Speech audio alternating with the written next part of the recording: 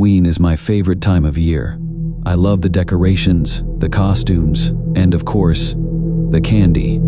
Every October, I wait for Halloween night with excitement. But one Halloween changed everything for me. It was a night I will never forget. I'm 17 years old and live in a small town called Maplewood. The town is quiet, with friendly neighbors and a few small shops. Every year, we have a big Halloween party at the community center, and everyone is invited.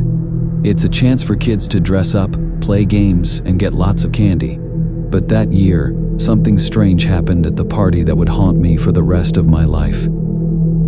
It all started a week before Halloween. The leaves were turning orange and red, and the air was crisp. My friends and I were excited to go to the party and plan our costumes. I decided to dress up as a ghost, just like last year. My friend Sarah was going as a witch, and Jake was going to be a vampire.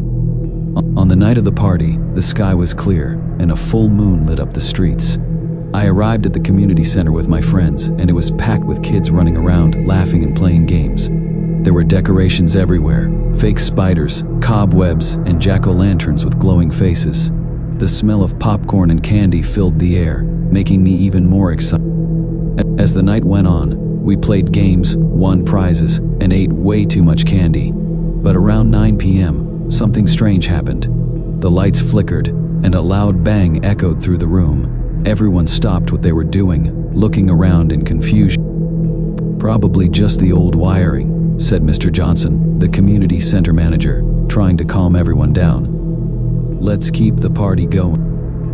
Changed. The laughter faded, and an uneasy silence filled the room. I glanced around and noticed a group of kids huddled together in the corner, whispering and pointing toward the back of the hall. Curious, I nudged Sarah and Jake. "Hey, what's going on over there?" I asked, Sarah replied, her eyes wide. "Let's check it out." We walked over to the group, and as we got closer, I heard them talking about a haunted room in the community center. They said it used to be a storage area, but was now closed off because of strange noises and ghost sightings. I felt a chill run down my spine. I had heard stories about the haunted room, but I never thought they were true. Do you there?" one of the kids asked, grinning at us. I looked at Sarah and Jake. "I'm not scared," I said, trying to sound brave. But inside I felt a knot of fear. They enter the haunted room. Sarah hesitated, but Jake was already up for the challenge.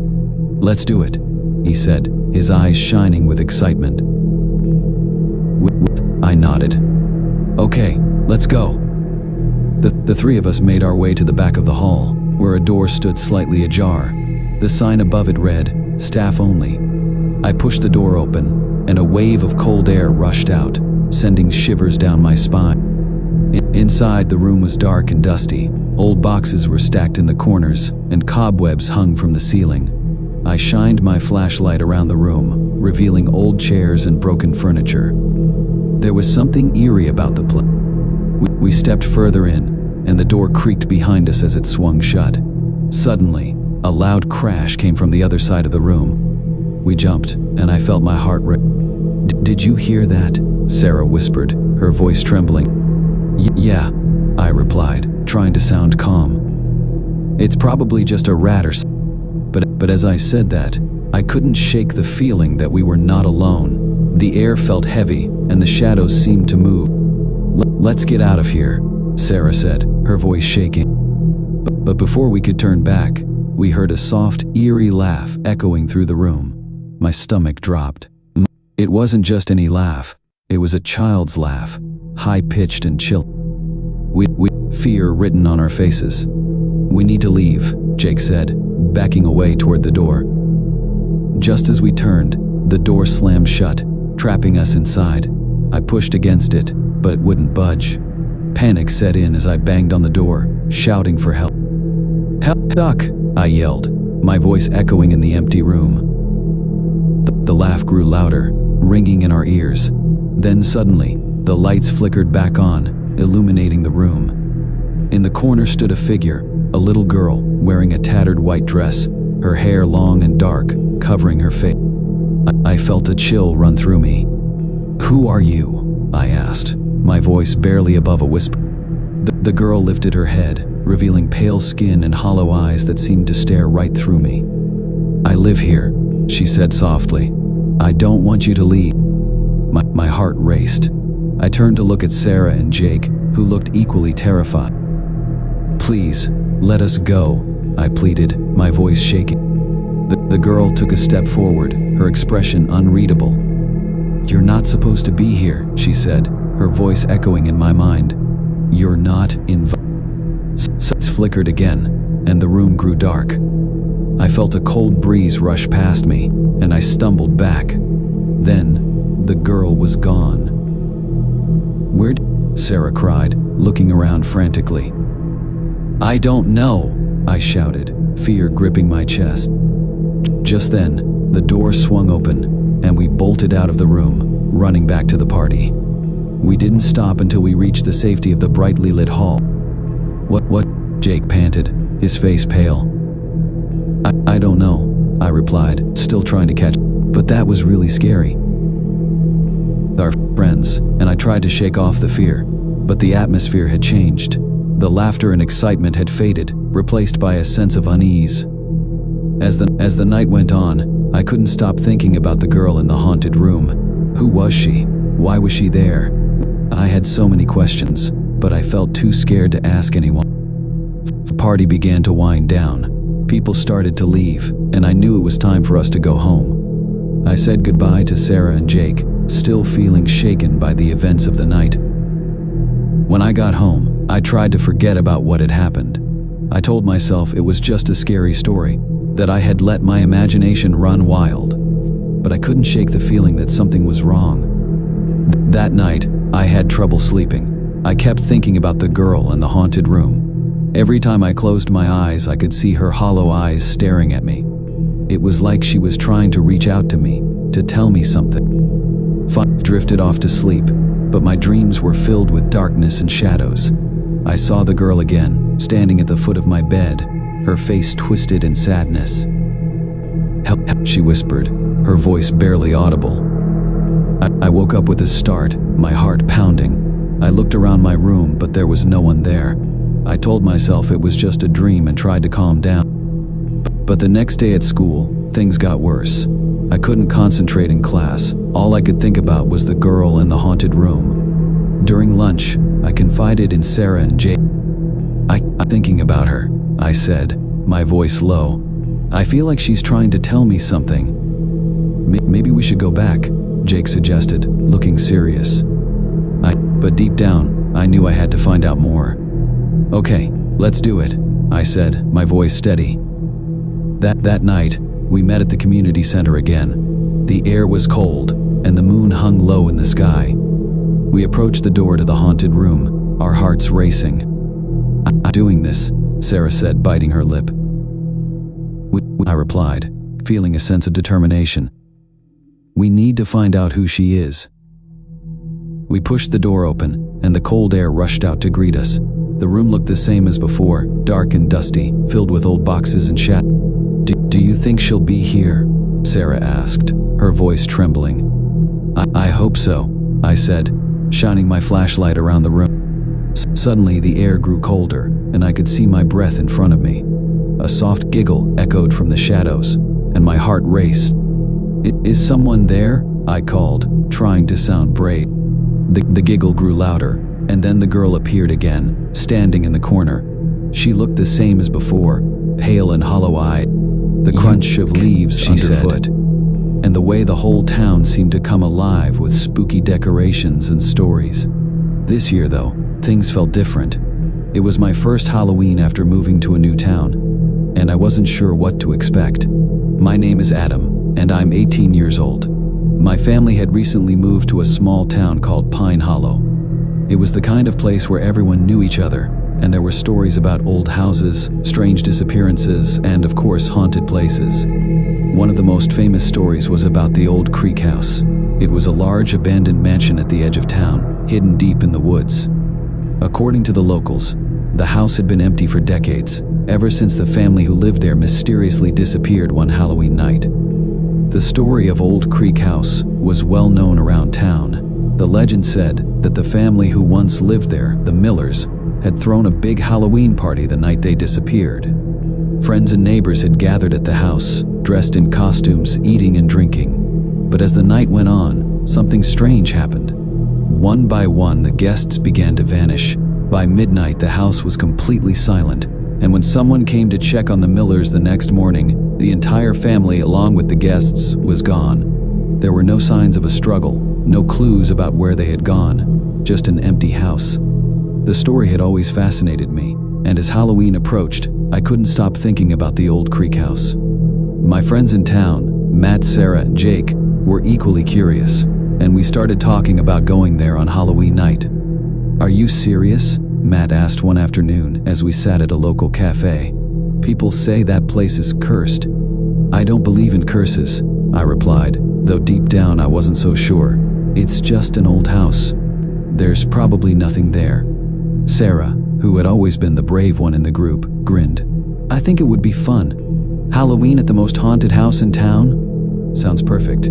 Jake, on the other hand, wasn't as enthusiastic. "I don't know, guys. I've heard stories from my parents about weird things happening there. People say they've seen lights in the windows and heard strange noises. Maybe we shouldn't mess with it." But by the time Halloween rolled around, we had made up our minds. We were going to the old Creek house, and nothing was going to stop us. Halloween night arrived, and the four of us met up in town. The streets were filled with kids in costumes, running from house to house, collecting candy. The air was filled with the sound of laughter and the distant echoes of spooky music playing from someone's front yard. But we had bigger plans. "We're really doing this, huh?" Jake asked, his voice a little shaky as we made our way through the darkened streets toward the woods. The path leading to Old Creek House was barely visible under the thick canopy of trees, and the further we walked, the quieter it got. The town's cheerful Halloween atmosphere faded, and all that was left was the sound of our footsteps and the rustling of leaves in the wind. The house came into view after about 15 minutes of walking. Even though I had seen pictures of it online, nothing could have prepared me for how eerie it looked in real life. It was a large, two-story mansion, with broken windows and ivy crawling up its stone walls. The front door was slightly ajar, and the wind made it creak as it swung back and forth. "This is it," Matt said, sounding more excited than scared. "Let's check it out." We stood there for a moment, just staring at the house. It loomed in front of us, dark and silent, like it was waiting for something. My heart raced, but I wasn't about to back out now. I took a deep breath and stepped forward, pushing open the creaky front door. The inside of the house was just as eerie as the outside. Dust covered the floor, and cobwebs hung from the ceiling. Old furniture, long abandoned, was scattered around the large entry hall. A grand staircase led up to the second floor, and there were several doorways leading to other rooms. The air was thick with the musty smell of decay, and it felt like the house had been untouched for years. "Creepy," Sarah whispered, shining her flashlight around the room. "I love it." We cautiously explored the house, moving from room to room. Each room seemed more unsettling than the last. There was an old dining room with a long table, its surface covered in dust and what looked like the remains of a long-forgotten meal. Plates and silverware were still set, as if the family had just gotten up and left in the middle of dinner. "This is so weird," Jake said, looking around nervously. "It's like they just vanished." "That's what the legend says," Sarah replied. "They disappeared on Halloween night, right in the middle of their party." As we moved deeper into the house, I couldn't shake the feeling that we weren't alone. There was something about the way the shadows moved, the way the air felt heavier with each step. Every creak of the floorboards made my heart race, and I couldn't help but glance over my shoulder every few seconds, half expecting to see someone or something following us. We eventually made our way to the second floor. The stairs groaned under our weight, and the air up here felt even colder. There were several bedrooms, each more dilapidated than the last. One room caught my attention, a large bedroom with a grand four-poster bed and a fireplace that hadn't been used in decades. But what really caught my eye was the mirror on the wall. It was a tall, old-fashioned mirror with an ornate frame, covered in a layer of dust. I don't know why, but something about it made me uneasy. I walked over to it and wiped away the dust with my hand, revealing the glass beneath. For a moment, everything seemed normal. I could see my reflection, along with the room behind me. But then, something changed. At first, it was just a flicker, a shadow moving in the mirror. I turned around quickly, but there was no one there. I looked back at the mirror, and that's when I saw it. Standing just behind my reflection was a figure, a woman in a long, tattered dress, her hair matted and her eyes hollow. She stood there, staring at me through the mirror, her mouth slightly open as if she were trying to speak. I stumbled back, my heart pounding in my chest. "Guys, did you see that?" Matt, Sarah, and Jake rushed over, their faces pale as they looked into the mirror. But the woman was gone. "What did you see?" Sarah asked, her voice trembling. There was a woman," I stammered. "She was right behind me. I swear I saw her." "No way," Matt said, shaking his head. "You're just freaking yourself out." But I knew what I had seen, and the more I thought about it, the more I realized that we weren't alone in this house. Something was here with us, something that didn't want us to leave. Suddenly, a loud bang echoed through the house, coming from downstairs. We all jumped, our hearts racing. "What was that?" Jake asked, his voice filled with panic. "I don't know," I replied, trying to keep calm. "But I think we should get out of here." We made our way back down the stairs, moving as quickly as we could. The house seemed darker now, the shadows longer, and the air colder. Every step we took felt like we were being watched, and I could hear faint whispers coming from the walls. As we reached the entry hall, the front door suddenly slammed shut, trapping us inside. I rushed over and tried to open it, but it wouldn't budge. "We're trapped," I said, my voice shaking. "What do we do?" Sarah asked, her eyes wide with fear. Before I could answer, the whispers grew louder. They echoed through the house, surrounding us, filling the air with a chilling sense of dread. And then, out of the shadows, figures began to appear. At first, they were just dark shapes, barely visible in the dim light, but as they drew closer, I could see them more clearly. They were people, men, women, and children, all dressed in old-fashioned clothes, their faces pale and expressionless. They moved slowly, like they were in a trance, their eyes fixed on us. "These are the guests," Matt whispered, his voice trembling. "The ones who disappeared." The figures surrounded us, their empty eyes staring into ours. I could feel the coldness of their presence, the weight of their sorrow. And then, one by one, they began to speak. "Help us," they whispered, their voices echoing in the dark. "Help us leave." I didn't know what to do. Fear gripped my chest, and my mind raced as I tried to think of a way out. But then, something strange happened. The woman I had seen in the mirror appeared again, standing at the foot of the stairs. "You have to help us," she said, her voice soft but commanding. "We're trapped here. We can't leave." "Trapped?" I asked, my voice barely above a whisper. "Yes," she replied, her eyes filled with sadness. "We've been trapped here since that night. The house won't let us go." I looked around at my friends, their faces pale with fear. "What do we do?" I asked the woman. "You have to break the curse," she said. "Find the source of the curse and set us free." "But how?" I asked, feeling helpless. "There's a room," she said. "A room in the basement. That's where it all started. You have to go there. Destroy what's inside, and we'll be free." I didn't want to go to the basement. The very thought of it filled me with dread.